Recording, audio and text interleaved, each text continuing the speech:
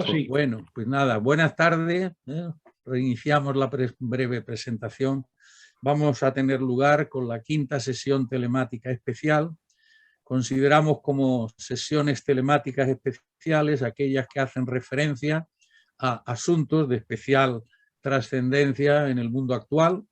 Tuvimos las primeras con relación a la guerra de Ucrania y ahora pues estamos en un segundo bloque con relación a esa otra cuestión capital para la humanidad, que es el cambio climático o el calentamiento global, ¿no?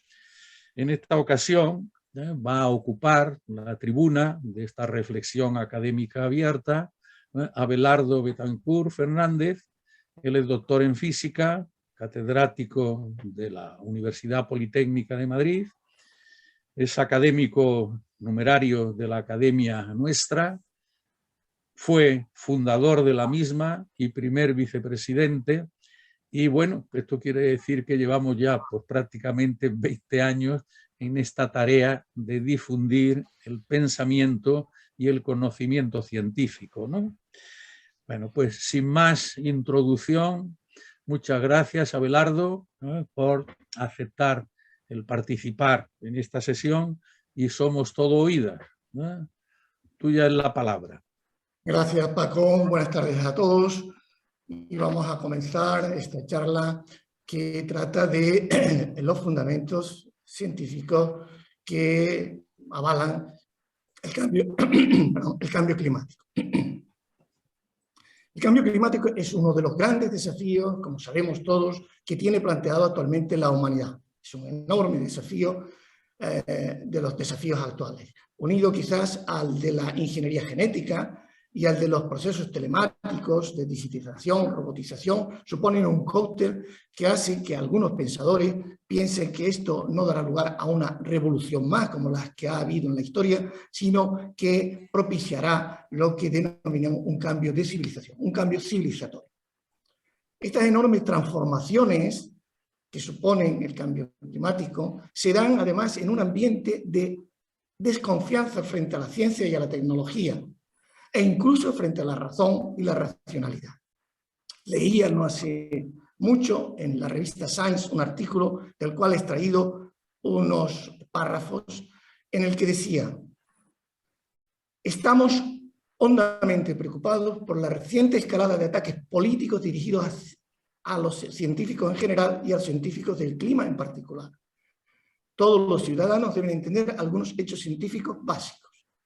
Siempre persiste cierto grado de incertidumbre en torno a las conclusiones científicas. La ciencia nunca demuestra nada de una manera absoluta. Continuaba con algo así como: si no defendemos la ciencia, explicando cómo funciona y por qué sus aseveraciones merecen un estatuto privilegiado de credibilidad, estaremos merced a los que de forma irreflexiva la rechazan. Por otra parte, yo pienso que la democracia necesita ciudadanos que estén bien informados. Pues los gobernantes tienden a dirigirse, a seguir a sus votantes más que a liderarlos. Cada uno de nosotros debería tener claro frente a los futuros posibles cuál es aquel que queremos para nuestros nietos y nuestros hijos. Porque la ciencia y la tecnología puede ayudarnos a conseguir los objetivos que nos propongamos, pero lo que no es misión de la ciencia ni de la tecnología es señalar cuáles son estos objetivos. No es su función ni es capaz de hacerlo. El cambio climático, como la teoría de la evolución, como el Big Bang, etc., se basa en hechos empíricos, no son especulaciones. Y los datos pertinentes validan las expectativas teóricas en las que se apoya.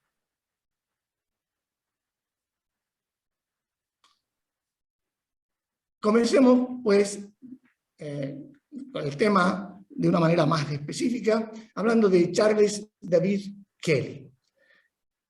Kelly, después de terminar su doctorado en Caltech, necesitaba para unos propósitos de tipo geofísico medir de una manera precisa la concentración de CO2 en la atmósfera y diseñó un aparato que pudiera hacer esta tarea. La probó en Pasadena, donde está precisamente Caltech, la Universidad de Caltech, y encontró que efectivamente las medidas variaban mucho. Llevó su aparato más lejos, a Monterrey, y allí lo tuvo funcionando durante un tiempo en el que observó por primera vez una curva de este tipo, en el que la concentración de CO2 aumentaba por la noche y disminuía por el día en un ciclo que se repetía sucesivamente. Efectivamente, eran las primeras comprobaciones de la actividad fotosintética de las plantas. Aprovechando el año geofísico internacional, que fue en el año 57-58, la Oficina Meteorológica de los Estados Unidos se unió a Keeling para proponer que se hicieran mediciones en muchas partes del mundo, entre ellas en Mauna Loa, en Hawái. En marzo del 58, Keeling instaló el primer analizador de gas infrarrojo en esta estación, y en el primer día de su uso comprobó que había 330 partes por millón. No voy a distinguir si partes por millón en volumen, partes por millón en fracción molar, en moles, en micromoles por mole, etc. Hablaremos de 313 partes por millón. Esta fue la primera lectura de lo que se ha convertido en uno de los proyectos científicos terrestres continuos más significativos de los realizados por la humanidad. Ha estado en curso durante los últimos 64 años y ha dado al mundo la primera evaluación cuantitativa del impacto de la actividad industrial mundial en la composición de la atmósfera. Esto es lo que, esta gráfica actual, es lo que él comprobó a lo largo de un año. En esta gráfica, los puntos negros son las medias diarias, los puntos rojos son las medias semanales, y estas rayitas azules son las medias mensuales. Y esto todo es un ciclo anual. Esto es lo que él pudo ver por primera vez, que el valor del CO2 aumentaba, se convertía en mayo, junio, el máximo valor, disminuía hasta llegar a un mínimo en septiembre, octubre, y volvía otra vez a aumentar, y así sucesivamente. De todas formas, esta gráfica, que es actual, es de estos días, vemos que la medida del 16 de febrero de 2021 está aquí debajo, 416, y la del 2002 está aquí arriba. O sea que aunque la gráfica es cíclica, manifiesta una tendencia ascendente. Keeling dijo que la sensación que tenía era la de ver que la Tierra estaba inhalando y exhalando. Y es que efectivamente la Tierra estaba inhalando. En realidad, lo que estaba comprobando es la actividad cíclica de la vegetación por primera vez. Llegó a decir, como he puesto aquí abajo, fuimos testigos por primera vez de la extracción de CO2 por parte de la naturaleza del aire para el crecimiento de las plantas durante el verano y su devolución cada invierno sucesivo. Como decía, esta gráfica ha estado funcionando desde 1960 hasta nuestros días. Esta gráfica la he bajado del script de la NOAA el 8 de abril, cuando preparé esta conferencia, y como vemos, la cantidad de la concentración de CO2 el 8 de abril de 2022, por supuesto, era de 420,40 partes por millón. Quiere decir que en 60 años ha habido un incremento de 100 partes por millón aproximadamente, lo que supone 1,6 partes por millón anual.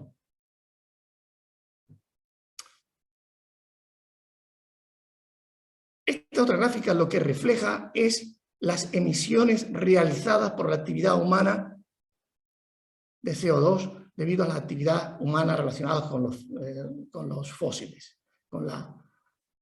Aquí vemos como también es una curva ascendente que tiene puntos de inflexión. Por ejemplo, este punto de inflexión se produce en la primera crisis del petróleo, esta en la segunda crisis del petróleo, esta es con la disolución de la Unión Soviética, esta en la primera crisis de 2008, y este de aquí abajo es con la crisis del COVID. El parón de la crisis del COVID produjo una disminución de la emisión de CO2 del orden de un 5,4%. La cantidad de CO2 que estamos arrojando al aire anualmente es 36,4 mil millones de toneladas, 36,4 gigatoneladas, son 36,4 miles de millones de toneladas a la atmósfera al año. Si comparamos estas dos gráficas, la de las emisiones registradas y de las concentraciones medidas, encontramos cuando menos una determinada correlación. Hay que tener cuidado porque correlación no significa siempre causalidad.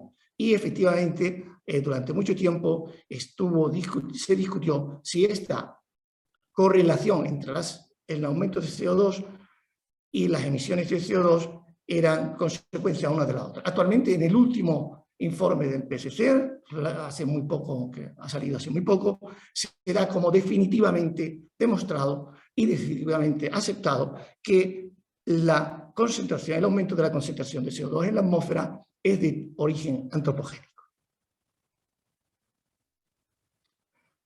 Actualmente hay muchas estaciones que se han ido incorporando a la medida, al registro continuo de la concentración de CO2 en la atmósfera. Aquí en punto rojo vemos la de Mauna Loa, pero aquí vemos cómo se van incorporando sucesivamente. Y estas gráficas lo que demuestran es las variaciones mensuales de cada una de ellas, de cada una de estas estaciones. Con todas estas estaciones se hace una media, que es esta que se ve aquí, más tenue, una media mundial. A partir de 1991 tenemos una en Izaña, que la podéis ver aquí, Izaña, y vemos cómo va evolucionando. Efectivamente, las medias oscilan, pero van subiendo de una manera sistemática. Como se observa también en esta gráfica, que vamos viendo cómo la media anual de la concentración de CO2 van aumentando sin parar. Actualmente se utilizan unas 131 estaciones y los valores medios de todas esas estaciones constituyen el valor medio mundial, que es el que se considera como valor de concentración de CO2 en la atmósfera.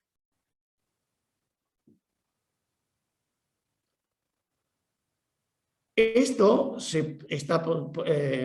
ocurre desde 1980 hasta la actualidad. Antes de 1980 tenemos las curvas de Kelvin, que son estas que están aquí, hasta 1960. Estos son parámetros medidos directamente en la atmósfera. Pararé la gráfica aquí porque quiero después ponerla más adelante, pero en principio la vamos a dejar en esta. Aquí en esta gráfica, vemos los resultados, esto es desde 1980 a la actualidad. Estas son las velocidades, los cambios, y estas son la total de estaciones que se utilizan, son en total 133 estaciones que se utilizan para hallar el valor medio mundial de la concentración de CO2. Bien, la pregunta que nos hacemos ahora es, sí, sabemos desde 1960 cuál es la concentración de CO2 en la atmósfera, pero antes, ¿podemos saber la concentración de la atmósfera antes de 1960? Por suerte sí. Por suerte lo que ocurre es que en los sitios donde permanecen helados, Groenlandia o la Antártida, donde los hielos son permanentes, ahí la nieve se va depositando y queda depositada, y se puede distinguir además los estratos anuales de esa nieve, debido a que la nieve varía de verano a invierno, y se puede discriminar muy bien la nieve que pertenece a cada uno, la nieve ya convertida en hielo que pertenece a cada uno de los años sucesivos. Bueno, pues en esa nieve ha quedado atrapado unas pequeñas cantidades de aire, cuyo análisis nos permite saber la cantidad de CO2 que había en la atmósfera en el momento en que se depositó, depositaron. Aquí vemos, bueno, se toman muestras de muchos lugares distintos para que sea más cierta la medida, y además tenemos la suerte de que en el hemisferio norte y en el hemisferio sur hay estaciones, con lo cual es una medida representativa de todo el mundo, no solo de un hemisferio. La primera gráfica que voy a poner es la gráfica de la época industrial. Esta parte más oscura es donde tenemos los datos simultáneos, las últimas capas de nieve y de los datos de Kelly, con lo cual se corroboran uno al otro. Permiten además pues, comparar ambas medidas y calibrar los aparatos en perfecto acuerdo unas con las otras. A partir de aquí son las medidas hechas solo por la nieve en el periodo industrial. Vemos que ha habido un ligero aumento, un suave aumento, hasta la era industrial, que se ha producido a partir de 1940 y 1950, se ha producido un ascenso pues muy rápido. En esta otra gráfica, bueno, si seguimos sacando tubos de hielo cada vez más profundos, pues vamos teniendo un registro cada vez más antiguo de la concentración de CO2 en la atmósfera. En esta otra gráfica pertenece a 10.000 años, a los últimos 10.000 años. La pongo porque quiero hacer énfasis de que en todo este periodo histórico, periodo de 10.000 años, perdón, la concentración de CO2 ha sido prácticamente constante. Solo a partir de la época industrial, del periodo industrial, solo a partir de esta época, crece de una manera vertiginosa la concentración de CO2 en la atmósfera, del orden de un 40%. Si nos retrotraemos todavía más anteriormente, aquí ya hablamos de 800.000 años, aquí sí que observamos una enorme variación de la concentración de CO2 con el tiempo. Estamos hablando de casi 1 millón de años anterior.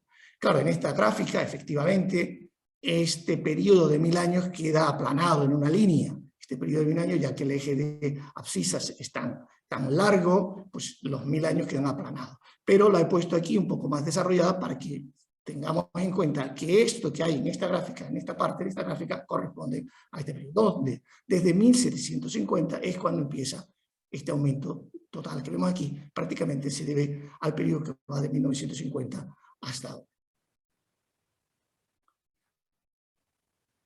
Esta gráfica que dejamos antes puede ser de utilidad para que veamos, bueno, a ver si puedo, no puedo adelantar. La voy a pasar entonces, la voy a dejar.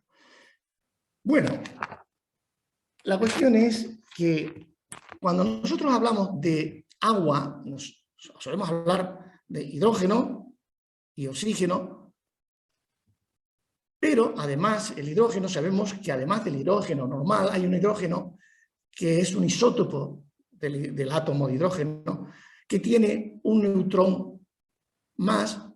Y también el oxígeno tiene isótopos en que tienen el mismo número de protones, el núcleo tiene el mismo número de protones, pero tienen más neutrones.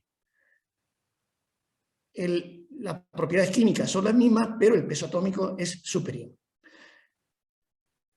El agua que se forma con los isótopos se llama agua pesada. Y efectivamente es que es agua que pesa más y necesita más energía para que se pueda evaporar. Con lo cual en la atmósfera hay más isótopos, más agua pesada, agua constituida por isótopos del hidrógeno y del oxígeno, cuanto más calor hay en la atmósfera. Esta variación nos permite encontrar cuál es la temperatura que ha habido en los núcleos de hielo. Se comprueba la densidad de agua pesada que hay, y sus variaciones con el tiempo nos indican las variaciones de temperatura. En esta gráfica vemos en los últimos 400.000 años, en la parte superior la temperatura, cómo ha ido variando. Estas son las variaciones de temperatura y estas son las variaciones de CO2. Se comprueba que hay una muy buena correlación entre una y las otras. Es más, esta gráfica que corresponde a la de los 800.000 años, vemos también la temperatura en rojo y el CO2 en azul, y vemos una muy alta correlación entre las dos magnitudes. Aquí vemos que los periodos glaciales e interglaciales van sucediéndose correlativamente. De todas formas, esta gráfica se puede también correlacionar con variaciones astronómicas, sobre todo con la variación en la elipticidad de la elipse que describe la Tierra alrededor del Sol. La excentricidad de la elipse ha ido variando y también la inclinación del eje de rotación. Estos se llaman los ciclos de Milankovitch, y estos ciclos de Milankovitch de origen astronómico tienen una correlación bastante clara con estas variaciones de temperatura y CO2. Es decir, que pueden razonablemente asociarse estas variaciones de tipo que se han dado en el millón de años anterior, pueden relacionarse bien con fenómenos astronómicos. Recapitulemos. Los valores actualmente registrados de CO2 no tienen precedente en casi el último millón de años. Se han producido variaciones a escala geológica de la concentración de CO2, pero a una intensidad mucho menor y en periodos de tiempo más largos que el aumento observado en los últimos años. Las épocas con valores más altos de CO2 en la atmósfera están correlacionados con periodos más cálidos, mientras que las épocas con valores más bajos corresponden a épocas glaciales. El inicio del aumento actual coincide con la era industrial moderna y el ritmo y magnitud global de ese aumento se corresponde con el consumo mundial de combustibles fósiles a causa de la actividad industrial humana. No solo el CO2 es el único gas de efecto invernadero, también lo es el metano, CH4, el dióxido de nitrógeno, también. Incluso el metano es muchísimo más potente, es casi 100 veces más potente como agente del calentamiento global. Lo que pasa es que tiene una diferencia significativa respecto al CO2, y es que el metano dura en la atmósfera del orden de 10 años, mientras que el CO2, y aquí es la cuestión quizás más importante, es que el CO2 tiene un enorme tiempo de duración en la atmósfera. En esta gráfica vemos, esta línea que vemos aquí, sería la concentración de CO2 con el tiempo, aquí es la línea de tiempo en abscisas, y esta es la concentración, suponiendo que fuera aumentando la concentración de CO2 a un ritmo de 2% anual, que es lo que está creciendo en la actualidad. Si nosotros parásemos en cualquier momento, dejásemos de arrojar CO2 a la atmósfera, fuera cero el CO2 que arrojáramos a la atmósfera, en un principio, efectivamente, la concentración de CO2 caería a casi un 20%, pero se estabilizaría durante muchos años. Más de 10.000 años tardaría en desaparecer ese CO2 de la atmósfera una vez concentrado. Fijaros que esta es la línea preindustrial, y esta línea preindustrial tardaría muchísimos, miles de años en volverla a conseguir. El CO2 que está en la atmósfera no es por procesos naturales retrotraíble. Tarda miles de años en retrotraerse. Si dejáramos efectivamente de arrojar a la atmósfera, tardaríamos unos 100 años en caer un 20%. Pero a partir de ahí se estabilizaría y se tardaría mucho tiempo en volverse a restituir los valores anteriores. Por eso el CO2 es uno de los más graves gases de efecto invernadero. Quiero poner unos valores absolutos, porque hemos hablado en partes por billón, pero me gustaría poner unos valores absolutos. Lo primero que he puesto es el de 51.000 millones de toneladas de CO2e. Aquí aparece una E. Lo digo porque esto aparece en ciertas publicaciones y es conveniente distinguir estos valores. Esta E significa CO2 equivalente. Es decir, para no estar hablando de los distintos gases de efecto invernadero, se hace un valor equivalente con todo E. Es una fórmula que no voy a explicar en este momento, pero teniendo en cuenta el efecto que tiene cada uno de los gases de efecto invernadero, se hace como si todo, un valor como si todo fuera producido por el CO2. Se llama CO2e. Pues de este arrojamos 51 gigatoneladas, 51.000 millones de toneladas al año. Si es CO2, solo CO2, arrojamos 37.000 millones de toneladas, 37 gigatoneladas. En otros artículos, en otras publicaciones, lo que se habla es de carbono. En ese caso es 1.000 millones de toneladas de carbono. Se pasa de carbono a CO2 multiplicando por 3,7, que es la relación que hay entre los pesos atómicos del CO2 y el peso atómico del carbono. La cantidad de carbono que hemos arrojado desde 1960 es 1.480 gigatoneladas, es decir, 1.480.000 o sea, 1.480.000 millones de toneladas de CO2. Bueno, hablemos ahora un poco de los ciclos del carbón. Realmente la historia de la Tierra está constituida por una serie de ciclos que se repiten con regularidad. De hecho, cada átomo de nuestro cuerpo ha sido reciclado varias veces en el universo y varias veces en la Tierra. Como decía Carl Sagan, somos polvo de estrella. Somos polvo de estrella no en el sentido metafórico, en el sentido literal del término, somos polvo de estrella. En el principio, el universo estaba constituido fundamentalmente y casi únicamente por hidrógeno. También había helio, algo de helio y algunas trazas de litio. Todos los demás elementos se han creado en el núcleo de las estrellas, en las reacciones nucleares que se producen en el núcleo de las estrellas. Algunas estrellas con determinada masa, cuando tienen determinada masa, explotan en la forma de supernova y riegan, por decirlo de alguna manera, el espacio de átomos más complejos que vuelven otra vez a ser una siguiente ronda estelar.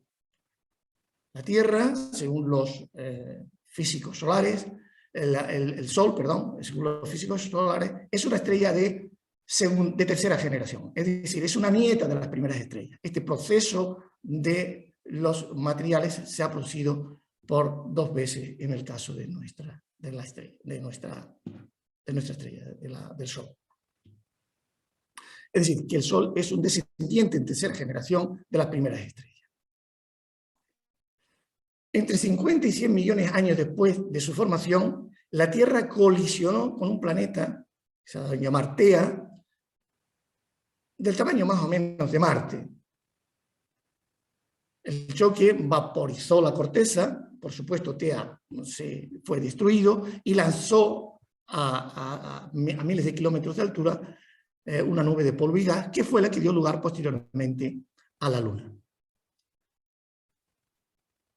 Este choque es quizás el causante también de la inclinación del eje de rotación de la Tierra respecto a la eclíptica, lo que es consecuencia, lo que nos da lugar a las estaciones. El periodo posterior a ese gigantesco impacto se denomina eón ádico, por Hades, que era el inframundo griego y el dios de este inframundo. Unos pocos miles de años después del impacto, a medida que la roca se fue fundiendo, se fundiendo y se condensaba, quedó una atmósfera especialmente densa, formada exclusivamente de CO2, hidrógeno y vapor de agua. Se estima que esta atmósfera primitiva era 30 veces más densa que la actual y la cantidad de CO2 que había en esa atmósfera era 10.000 veces mayor que la que hay ahora. El CO2 se redujo a niveles casi actuales en un primer ciclo de tipo geológico. Es decir, a medida que la Tierra se fue enfriando, se fueron formando los mares, el CO2 reaccionó con el agua formando ácido carbónico y el ácido carbónico pues interactúa en los océanos con las rocas y los materiales que hay disueltos en el océano formando los carbonatos que no son solubles y por lo tanto precipitan en el fondo del océano. Como consecuencia de la tectónica de placas, que como se sabe las placas se mueven, la litosfera se desplaza sobre la astenosfera movidos por los movimientos de convección del manto alimentados por la energía del núcleo de la Tierra. Cuando chocan estas placas en su movimiento, hay una que se desliza debajo de la otra en un fenómeno que se llama de subducción, con lo cual el CO2 que estaba en la corteza terrestre se va introduciendo en el interior de la Tierra. Posteriormente, este CO2, cuando llega a densidades suficientemente altas, pues se calienta, se vuelve a convertir en estos carbonatos, que se han introducido en el interior de la Tierra, se calientan, se vuelve a formar CO2, aumentan las presiones, etcétera, etcétera. Y en las zonas de distensión de las placas, donde las placas se separan, pues hay grandes volcanes que emiten gran cantidad de gases y el CO2 vuelve otra vez a la atmósfera. Este es un proceso que se ha repetido una molécula de CO2 en promedio cada 100 años se recicla en este proceso.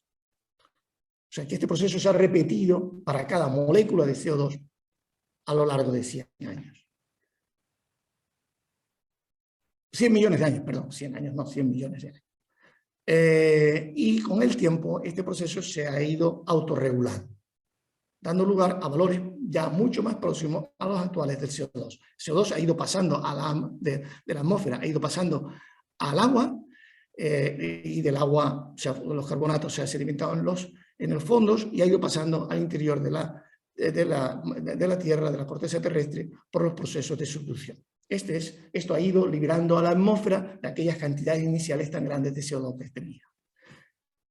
La aparición de la vida posteriormente pues, supuso también un enorme cambio en la concentración de CO2. La vida apareció seguramente en el fondo de los océanos, pero pronto descubrió la luz solar como fuente de energía y a partir de ahí las primeras bacterias, las cianobacterias, pues empezaron poco a poco a producir oxígeno. No había en el principio ninguna cantidad de oxígeno en la atmósfera terrestre y fueron todo producido por la actividad en principio de estas cianobacterias. Día a día, año a año, miles de años tras miles de años, estos fueron expulsando, produciendo la fotosíntesis, que como se sabe, la fotosíntesis a partir del CO2 y de la energía solar, del agua, produce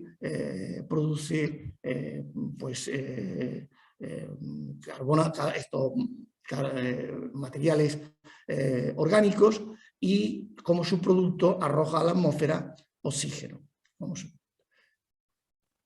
Esto dio lugar a las concentraciones que conocemos hoy en la atmósfera, que es, como se sabe, un 20% aproximadamente de oxígeno, y redujo enormemente la cantidad de CO2 a unas cantidades que actualmente, como hemos visto al principio de la charla, eran de 0,04.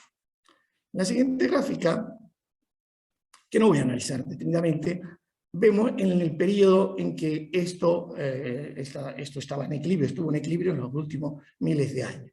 La atmósfera intercambiaba con la biosfera terrestre y con los suelos terrestres, pues unas cantidades que estas volvían otra vez a revertir a la atmósfera. Lo mismo los mares actuaban de una manera de equilibrio y lo mismo en un proceso equilibrado funcionó durante miles de años. La cuestión es lo que hemos dicho últimamente. Últimamente, en un periodo de tiempo muy corto, pues la cantidad de combustibles fósiles está arrojando CO2 a la atmósfera de una manera enormemente grande, y esto produce un desequilibrio en esta gráfica, que tampoco voy a detenerme mucho en ella, sería un poco pesado. He señalado con esta flecha roja pues lo que está pasando. Lo que está pasando es que lo que tardó, el CO2 que tardó, el carbonato, que tardó miles de años en generarse, eones en generarse, pues estamos liberando a la atmósfera en un periodo de tiempo extremadamente corto, produciendo un desequilibrio en el ciclo que se mantenía antiguamente de manera estable.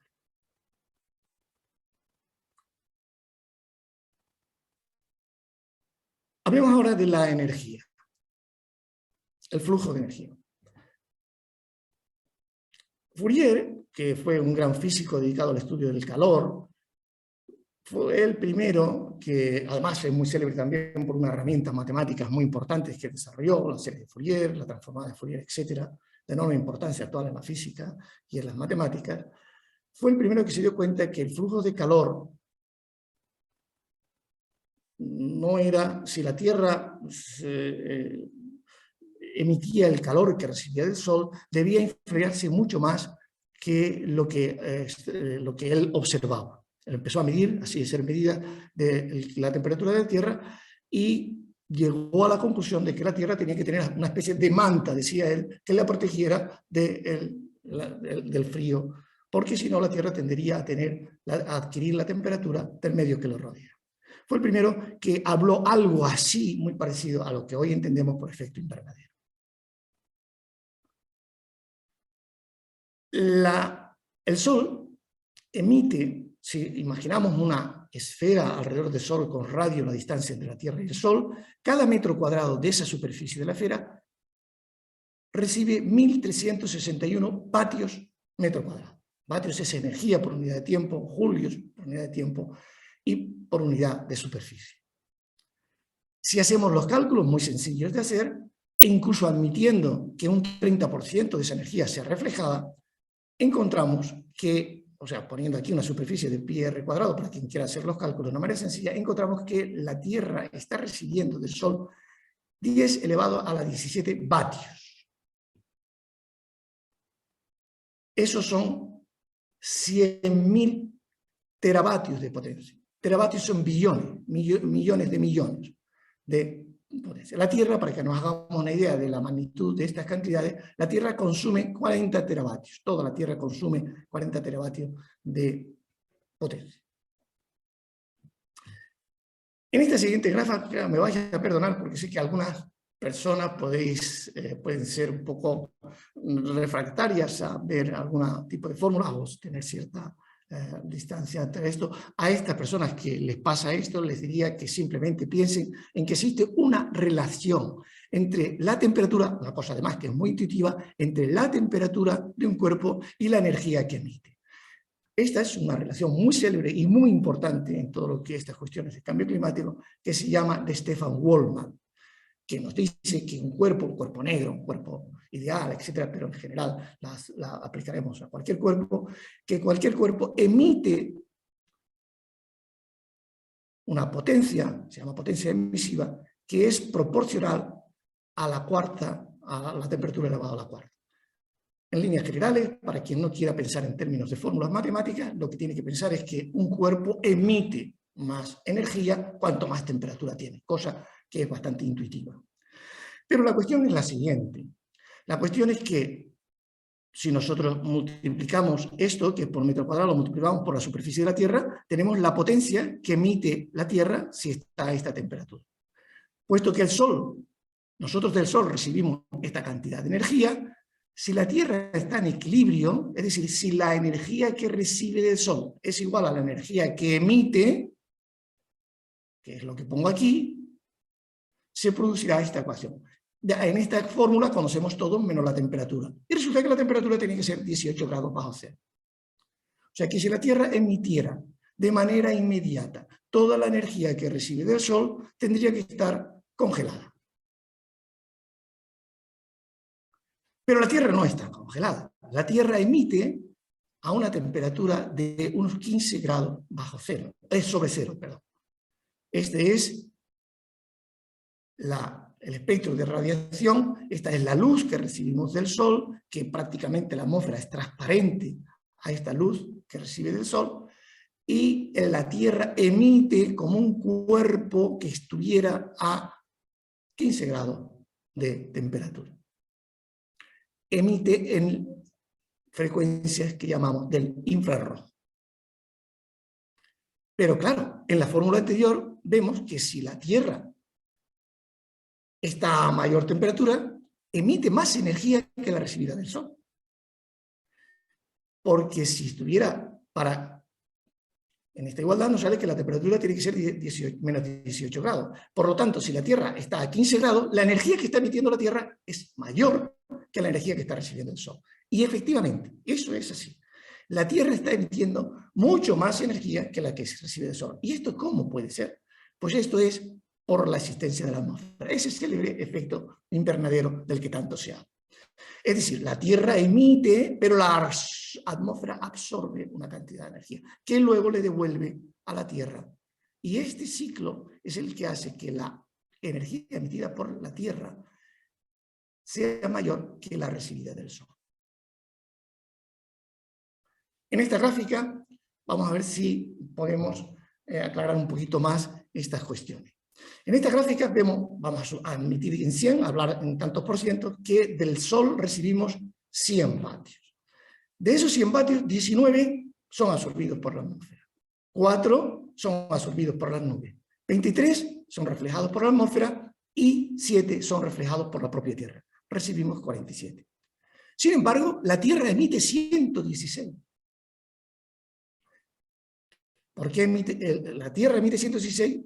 De los cuales 104 van a la atmósfera. 12 van directamente al espacio y 104 van a la atmósfera. Esto calienta la atmósfera. ¿Y qué ocurre? Que la atmósfera le devuelve 98. Este ciclo mantiene la Tierra caliente. Este es el ciclo. La atmósfera, que está mucho más fría arriba, expele al espacio 49. Porque como vimos en la fórmula anterior, la cantidad de energía que emite un cuerpo depende de su temperatura. En la parte superior, la atmósfera está mucho más fría y por lo tanto emite 49, mientras que a la Tierra le devuelve 98.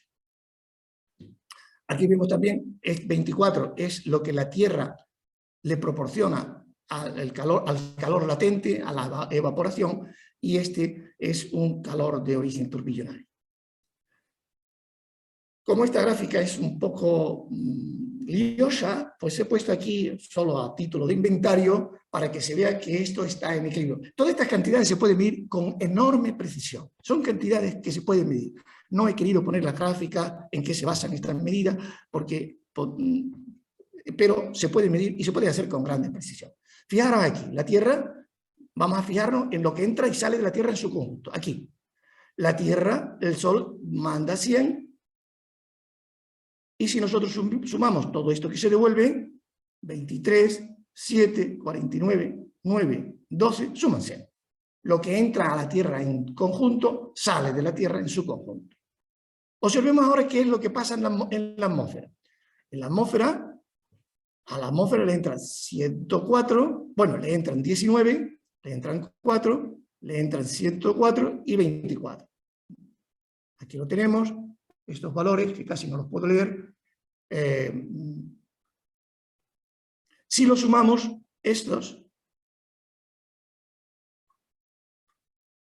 son 158. Y emite 49 a la atmósfera, 98, 9 y 9. Estas tres cantidades suman exactamente lo mismo. Si comprobamos ahora lo que ocurre con la Tierra, vemos que la Tierra recibe 47, 98 y 98. Son 145 y emite 116, 5 y 24, que son 145. O sea que tanto la Tierra está absorbiendo la energía que está emitiendo, la atmósfera está absorbiendo la energía que está emitiendo y la Tierra en su conjunto con la atmósfera está emitiendo la energía que está absorbiendo. Sin embargo, en este ciclo, la Tierra está emitiendo 116 y está recibiendo 47 del Sol, porque el resto se lo está proporcionando la atmósfera, que está caliente en la parte baja, en su parte baja. Bien. La cuestión es que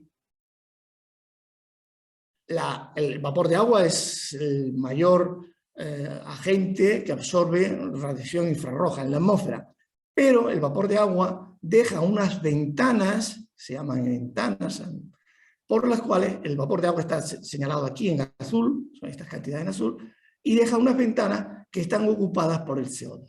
Este CO2 es el que absorbe radiación en la banda del infrarrojo y es el que propicia el calentamiento de la Tierra, que como digo, hemos dicho que si la atmósfera se le da CO2, permanece en ella durante mucho tiempo.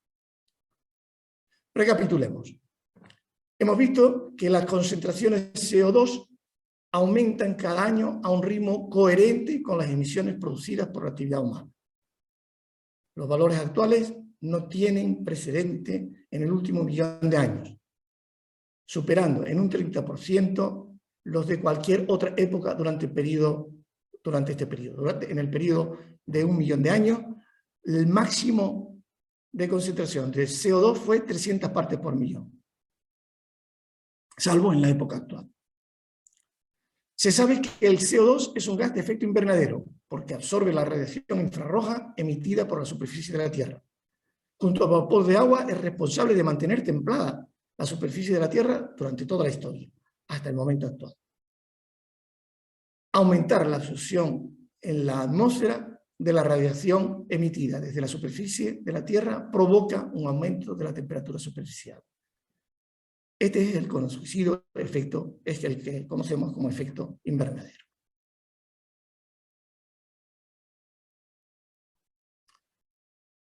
Hemos visto, por lo tanto, que la concentración creciente de CO2 en la atmósfera llevará a un calentamiento adicional de la superficie de la Tierra, pero la cuestión del millón es ¿cuánto? ¿Cuánto aumentará la temperatura como consecuencia de la concentración de CO2? ¿Y qué impacto tendrá ese aumento en el planeta? Estas son las dos cuestiones que vienen discutiéndose de forma permanente desde 1960 y es donde está el meollo de la cuestión. No voy a hablar sino un poco, en lo que queda de conferencia, muy poco de la primera parte. La segunda no voy a abordarla, sería otro tema para otro momento. Y en cuanto a la primera, realmente lo que se mide bien, voy a hablar primero de este gráfico porque es un poco sencillo, pero aclara lo que voy a decir posteriormente. Si tenemos un balance inicial en el que la energía que emite la atmósfera es exactamente la que recibe, está en equilibrio, la temperatura va disminuyendo, efectivamente va disminuyendo con la altura, y se produce esta situación. En este caso, estamos emitiendo la misma energía que estamos recibiendo. Ahora supongamos que a la atmósfera le añadimos, duplicamos el CO2. La atmósfera sube hasta esta temperatura, aquí está más fría, y emite como consecuencia menos radiación. Se emite en función de la temperatura. La cantidad de energía emitida siempre en función de la temperatura. Al estar más fría aquí, se emite menos. ¿Qué es lo que ocurre? Que como se emite menos energía, va quedando energía atrapada y esa energía, con el tiempo, va produciendo un aumento de temperatura otra vez. Al aumentar la temperatura, vuelve a generarse las emisiones y se vuelve al mismo equilibrio del anterior. Se vuelve al mismo equilibrio que el anterior. Pero con una diferencia, que es que la temperatura en toda la atmósfera, en toda la Tierra, aumenta. Esta es la situación. Por lo tanto, lo que se considera importante, se lo considera más importante, es ver cuánto se está aumentando la energía en esta situación. Eso se llama el forzamiento radiactivo. Lo que se mide extraordinariamente bien es lo que se denomina el forzamiento radiactivo, que es ni más ni menos que la diferencia entre el flujo de energía que entra y la que sale, cómo va aumentando el ritmo de aumento de la energía que se va almacenando en el sistema atmósfera-Tierra. En el IPCC, en los informes del IPCC, lo que se hace es comparar los flujos de energía con el que había en 1750. Esto es lo que se hace. En el último, he sacado este diagrama del último informe del IPCC, en el que vemos el forzamiento radiactivo. Aquí vemos el forzamiento radiactivo comparado, o sea, es decir, el flujo de energía comparado con el que se producía en 1750. Estamos ahora mismo a un nivel de 3,2 de forzamiento radiactivo, es de 3,2 vatios por metro cuadrado, es lo que está aumentando la energía que se está quedando atrapada en la Tierra, y aquí en la derecha lo que tenemos es la concentración de gases de efecto invernadero referidos a 1990. Esto es, tomamos como unidad 1990, y estas son fracciones referidas a esta época concreta. El forzamiento radiactivo, digo, es una medida para la cual existen fórmulas muy contrastadas y que se pueden medir de una manera bastante bien y bastante acertada. Actualmente lo que digo es 3,7 vatios metro cuadrado es el forzamiento radiactivo según el IPCC, el último informe del IPCC. Convertir esto en temperatura ya es una cuestión un poco más discutida, aunque hoy existen bastantes estudios para la conversión de esto en temperaturas concretas. La cuestión es más debatible, porque aparecen fenómenos que se retroalimentan, etcétera, etcétera, y tienen más discusión. No obstante, tenemos unas medidas empíricas, estas medidas realizadas de la temperatura media de la Tierra. Esos son los valores medios de las temperaturas comparados con los de una temperatura media de una época. y vemos cómo ha ido evolucionando la temperatura hasta que hemos tenido esto. Actualmente el cambio desde el inicio hasta aquí pues son 1,15 grados. Existen actualmente, digo, procedimientos que permiten pasar del forzamiento radioactivo a esta temperatura y coinciden con estos datos empíricos bastante bien. No quiero entrar en más detalles, en esto, y con esto doy por terminada esta charla, que no quiero alargar más. Siento que esta última parte quizás ha sido para ciertas personas que les cuesta más o que les gusta menos este tipo de cuestiones más técnicas, así que a ellos pido disculpas por haber sido a lo mejor algo pesada para esas personas esta charla, y les agradezco que de todas formas hayan llegado hasta aquí, así que muchas gracias por la atención prestada y estoy a vuestra disposición. Muy bien, Abelardo. Pues muchísimas gracias por una conferencia, vamos a llamarlo así, tan documentada y sobre todo basada en el conocimiento científico que hoy se tiene. Pues bien, abrimos el debate. A ver, preguntas, sugerencias, críticas.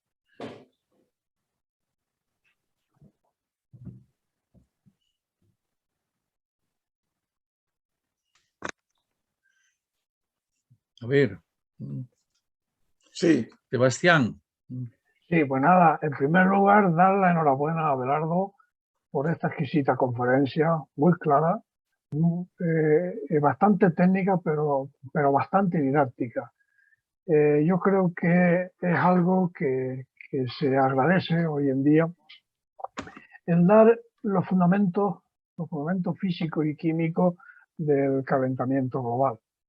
Yo creo que este tipo de conferencia hay que divulgarla muchísimo más, porque todavía hay algunos aspectos que, bueno, que no están claros para el gran público, digamos, ¿no?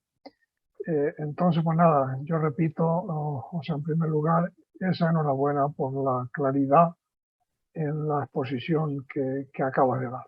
Eso lo quería comentar en primer lugar. Gracias, muchas gracias, Sebastián. Bueno, creo que Fernando quería hacer alguna observación, ¿no? Fernando Sí, Vidal. Sí, yo quería preguntar si esta guerra de Ucrania con tanto humo, tanto calor, ¿eso se puede reflejar en el planeta? Creo que no, creo que a pesar de que son grandes cantidades que se producen en la guerra, son pequeñas comparados con... No me atrevo a dar una cantidad de la cantidad de CO2 que se produce en una guerra, pero creo intuitivamente, de forma intuitiva, que es pequeño respecto a lo que realmente produce la humanidad. Son cantidades. Fíjate que en la gráfica que puse, para que veas por qué pienso esto, en qué lo fundamento, verás que en esta gráfica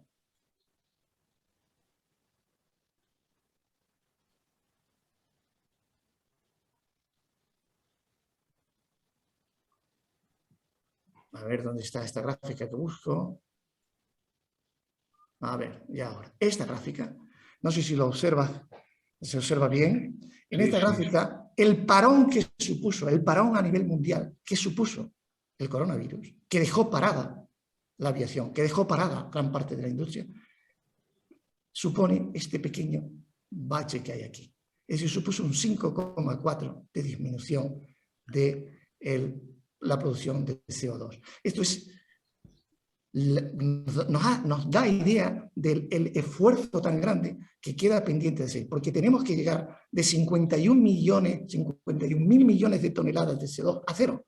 Tenemos que, el objetivo es llegar a no emitir ninguna cantidad de CO2, o aquel que emitamos, de alguna manera reciclarlo y volverlo otra vez a retraer de la atmósfera.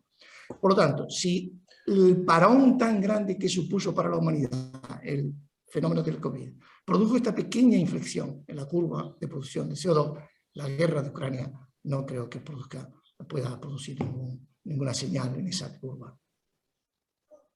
Muy bien, muchas gracias. Nada. A ver.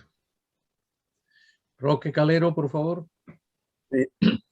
En primer lugar, Abelardo, me ha encantado tu charla. He aprendido incluso muchas cosas, ¿no? Y solamente quería comentarte algo. ¿Cómo ves tú el tema del cambio de fase del agua en la Tierra, es decir, la descongelación de los glaciales, tanto en terrestres como los marinos, en el cambio de temperatura? Porque en teoría podríamos pensar que en una olla que tiene agua con hielo, si tiene por debajo, se le mete, digamos, fuego, ¿no? Pues mientras esté evaporando, mientras el hielo esté cambiando de fase, tenemos siempre los 0 grados en el agua, ¿no? Ese fenómeno a escala global, esa pérdida de masa glacial, ¿tendría algún efecto actualmente en la temperatura? De manera que si un día ya no tenemos esas masas glaciales, las temperaturas ascenderían mucho más rápidamente. No sé si he entendido la primera parte de la pregunta. La desaparición de los glaciales efectivamente producirá un aumento de temperatura, entre otras cosas porque el albedo, o sea, la reflexión de energía que produce la Tierra como consecuencia de la desaparición de los glaciales sería grande. La otra cuestión no entendí la primera parte de tu pregunta. Sí, me refiero el cambio de fase, el paso de hielo a agua en este momento está absorbiendo también mucha cantidad de energía, mucho calor, ¿no? Claro. ¿Eso está incidiendo en la temperatura de la atmósfera? Es decir, como decía antes, cuando desaparezca ese cambio de fase del agua, hielo a líquido, ¿la temperatura de la atmósfera va a aumentar más rápidamente todavía que ahora? Creo que sí. Seguramente la temperatura del agua aumentará más rápidamente en la medida que esa absorción de calor desaparezca. Sí. Exacto. El problema de los glaciales, como hemos visto hace muy poco, es que se deslizan hacia el mar, se les está quitando las barreras que suponen, que evitan que el desplazamiento de los hielos hacia el mar. Con lo cual no es previsible, no se tiene seguro la velocidad de desaparición de los glaciares.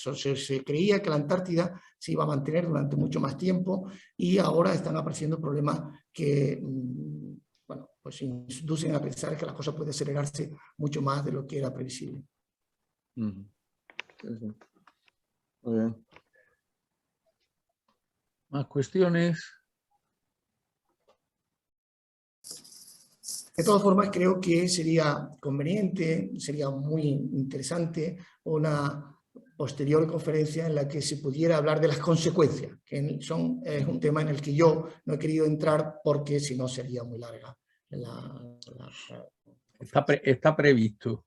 Seguro, seguro que estará ya. Estamos abriendo un ciclo. Tu conferencia debía haber sido dentro de esta idea la primera, pero como recuerdas teníamos ya para el lunes 1 de este mes las consecuencias del calentamiento global en los aspectos de la biología en las Islas Canarias, ¿no? Sí. Que nos dio Alfredo Reyes. Ahí vimos consecuencias bioclimáticas de enorme trascendencia, ¿no? Pero en fin, al final, cuando editemos todas, las pondremos por orden. Más cosas. Juan Vicente, sí. Sí, quería, bueno, en primer lugar, darle a Abelardo una felicitación enorme, porque me ha gustado mucho la charla, y además he aprendido que también que la inclinación del eje terrestre tiene esa influencia también. Pero quería preguntar sobre todo sobre la actividad solar. Si tiene alguna influencia, si se ha estudiado la influencia de la actividad solar de 11 años o otros periodos más largos en la producción de CO2 o del calor de la atmósfera. La actividad solar se estudia de una manera continua. Realmente ahora existen unos satélites que monitorizan la actividad solar de una manera de SOHO, que monitorizan la actividad solar de una manera continua, y hay una rama que se denomina meteorología espacial, que se refiere no a la meteorología de la observación de los fenómenos meteorológicos por el Meteosat, sino de una serie de observatorios que se dedican a seguir de una manera continua la actividad del Sol. el que el Sol produzca una variación significativa en el cambio climático, pues creo que no es actualmente el factor más determinante. Pero yo creo que sería conveniente ahondar en este tema en otra ocasión más detenidamente.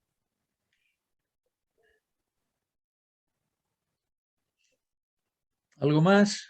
Sí, una pregunta. Juan Jesús. Sí, me ha llamado la atención y realmente, no sé, te quería preguntar la influencia de las emisiones volcánicas. No sé si en la historia del planeta pues ha habido unas emisiones constantes o han habido actuaciones de especial relevancia y que se hayan reflejado en las curvas que nos has presentado. Es decir, la impresión que tenemos, yo no sé si equivocada o no, es que unas emisiones como las que han habido ahí en la isla de La Palma, o se ha oído hablar del Pinatú hace muchos años, por allá y tal, esto puede haber tenido una influencia en emisiones de carbónico en la atmósfera. Entonces, no sé eso cómo valorarlo dentro del antropocentrismo ese que es tan culpable de la elevación. No sé si tenemos ahí a un socio o qué se puede esperar de esas emisiones volcánicas. Y por otra parte, también aprovechando este turno de preguntas, ¿cómo consideras que influye la deforestación o cómo, en sentido contrario, la forestación, digamos, con objeto de que sea un sumidero de carbónico, podría ser importante para ir paliando este descontrolado desenfreno que llevamos en emisiones de carbónico? Empezando por la segunda cuestión, la repoblación de los bosques no creo que pudiera dar lugar a una disminución en el ritmo adecuado de CO2. Es decir, el reforestar contribuiría de alguna manera a disminuir la cantidad de CO2 y además repoblar forestalmente tiene otros intereses, porque los bosques tienen otro interés que no es solo el de descarbonizar. Pero pensar que la descarbonización podía venir por la reforestación parece que hoy no está considerado. O sea, puede contribuir, pero incluso en pequeñas. El efecto de la reforestación sería a muy largo plazo. Entonces, hay que pensar que hay que dejar que los árboles crezcan, etcétera, pero que además ese carbono se retire en forma de se entierre y quede en el interior de la Tierra de forma permanente. Esto es un proceso que, si se hacen números, hay algún libro que te puedo recomendar en donde están los números hechos, vemos que es un proceso enormemente lento y que no podemos apostar como única forma de acabar con las emisiones de carbono. Respecto a la cuestión de los volcanes, yo creo que la actividad volcánica actual no tiene una contribución neta significativa. Es muy distinto en periodos geológicos anteriores. Actualmente, en la gráfica que puse, puedes ver, en una de las gráficas que puse, se puede ver que el volcanismo actualmente está produciendo un 0,03, me parece que eso, te digo la cantidad exactamente, aquí ves 0,03 gigatoneladas al año. Esta es la producción volcánica, este es el efecto del vulcanismo que está emitiendo actualmente en la atmósfera. Y está retirándose del mismo orden, a través de la subducción, se produce más o menos del mismo orden. Por lo tanto, el vulcanismo no es ahora un factor comparado efectivamente con lo que estamos viendo aquí. Estamos hablando de 10 gigatoneladas, gigatoneladas al año. Estamos hablando de magnitudes mucho mayores que las que el vulcanismo actual está produciendo. No quiere decir que si hubiese una gran actividad volcánica, se reiniciase un periodo volcánico, pudiera eso contribuir. Pero ahora mismo no está previsto que el vulcanismo tenga una contribución significativa. Muchas gracias. Muy bien.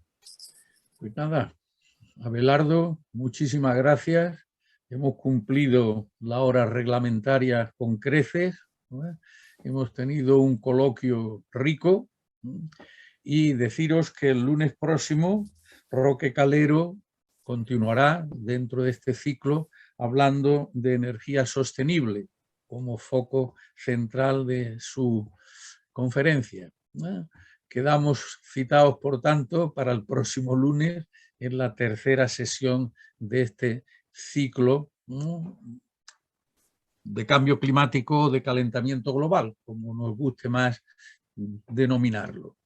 Muchísimas gracias, enhorabuena Abelardo, y hasta el lunes que viene. Enhorabuena.